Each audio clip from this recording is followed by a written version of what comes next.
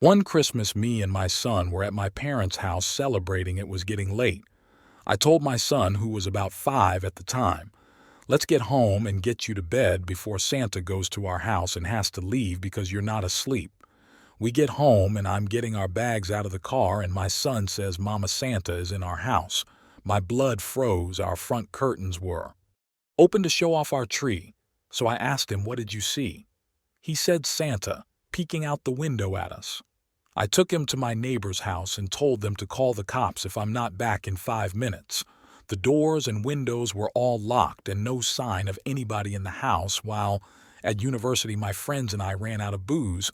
Hardly any shops were open this night because it was so late, so the only option was to walk the mile or so to the nearest 24-hour supermarket. Between the supermarket and the dorms that we lived in was just row after row of suburban houses, which all looked the same as we were walking down one road, some people riding horses around it. There were people playing musical instruments and general sounds of a good time going on the horse. As in fire and the lanterns which were dotted about gave it a very old-fashioned feel. Maybe 5 minutes after passing the field, now walking past houses again, one of my friends commented on how weird and out of place that gathering of people had been. My other friend had been thinking exactly the same thing. So curious, we turned around and walked back to find out exactly what was going on. There was nothing there. The people, the horses, they were not there, just more houses, even though we were absolutely certain that we were on the right road as we had simply turned around. We walked up and down the neighboring roads too. We found nothing. We weren't drunk though. We had had some drinks, and so I've got absolutely no idea what happened that night, camping with two friends the middle of the night, all three of us inside a square tent just filling out chatting. The lights are on one side of the tent wall, begins to cave inward as if there's strong wind or something pushing on the side of the tent. Everyone freaks out, but I assume it's the wind chill out, guys. I proceed to jump up and punch the tent wall, but then I connect with something. A feeling of punching flesh is unmistakable now. I freak out. What or who did I just punched through the tent wall.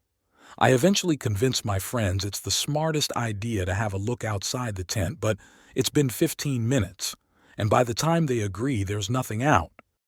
They're working on a school report late at night in my ground-level bedroom. I glance up to look at my reflection in the glass of the window, and then I realize it's not my reflection. Someone else is staring at me through my window, and then they disappear here. I shudder. It still gives me chills when I think about it. I was in my tent, and it was the middle of the night, perhaps 1 a.m., and I had woken up to go eat just like normal. I was about to unzip the tent when I heard a small scratching sound. I paused. It was a slow, deliberate, crunchy digging sound. It was too rhythmic for an animal, so after making sure it wasn't my dad who was sharing the tent, I unipe a corner of the door and peek it out. The moon was just bright enough for me to see a woman squatting right next to our little twan tent, digging at the ground with her bare hands. My dad went and shined a flashlight on her and told her to go back to wherever she had made camp. The woman got up silently, leaving a 4-in-deep hole next to the tent, and started walking away. I went outside, went pee, and got back into my sleeping bag. A few minutes later, I was awoken again by a clattering sound of a person or an animal walking around where we had put our stuff. I looked outside again, and the woman was crouched low, walking around our stuff and looking at things the way a monkey would. My father stepped out of the tent, shined the flashlight on her again, and she faced dirty but clearly not malnourished, staring at his light. He gave up and went back to the tent. Soon we heard her digging again at her little hole, which was literally 6 in and 2 pieces of thin nylon away from my head. I shouted for her to go away, and she ran away in an animalistic fashion and didn't return. I fell back asleep, and in the morning our stuff was scattered. But nothing was missing. My husband and I were out of town on vacation. We were staying at this bed and breakfast in Vermont. It was in a pretty rural area, but very beautiful. The place appeared to be very old, with elderly folks managing it. They were so nice and pleasant. We arrived there about 7 o'clock and were starving. The old man that showed us to our honeymoon sight room told us he would make us some supper. We told him he didn't have to, but we didn't fight him too much since he genuinely seemed like he wanted to, and we really were starving. He made us some red potatoes and chicken fried steak with toast after eating. We sat with him and his wife and talked. We asked questions about the place and how long they had worked there. They told us they owned the joint. They asked us where we were coming from and what the occasion was. They were so nice. In the middle of our conversation, we noticed a man exit the bathroom down the hall, which was visible from the side of the table we were sitting at, and stump a few doors down to his room, or what I assumed it was. He seemed troubled, like he was upset, or maybe on drugs. He was making grunting noises. The elderly couple just smiled, and you could tell they felt very uncomfortable, like they were familiar with this man and were just dealing with him. I wanted to ask about him, but I didn't. I felt like I'd be making it worse and making them more uncomfortable. Later that night, my husband and I were in our room laying in bed talking, when in the room next to ours we heard a very faint voice say, "Not again." It sounded like a man to me, but my husband said to him, it sounded like a woman's voice. Then we heard what sounded like a big piece of furniture being moved around the room. A few hours passed and we were asleep when I was shaken awake by my husband. I was startled, and he said he heard somebody gasp in the room next door and make a noise that sounded like they were in some kind of trouble. He said it was not the room that we heard the noise earlier, but the other side of our room. I told him he should call the front desk or the living room and tell whoever would be working there. He did. But very strangely, nobody picked up the phone. He put some clothes on and went down to the front of the building, where we met the elderly couple from, before he was gone for about 10 minutes, and then returned and said nobody was down there.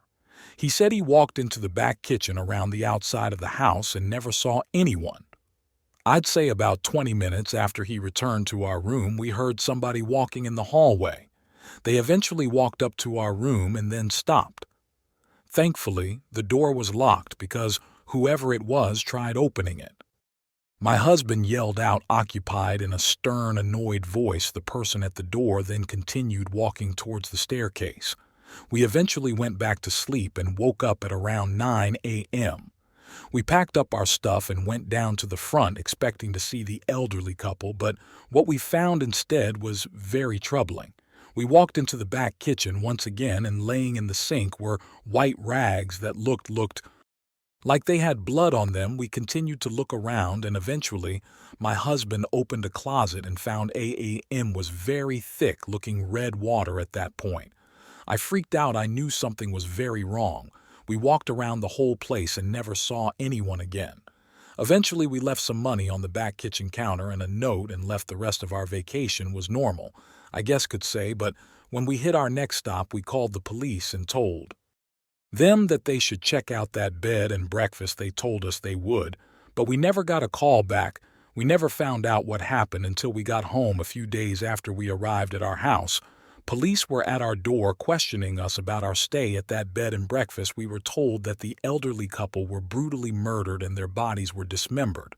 Remembered, the woman was found in the room next to ours, chopped up, and her husband was found in the room on the other side. His body had been dragged to the bathroom and his body had been cut up in the bathtub. I was sick upon hearing this. We had to go take a polygraph test.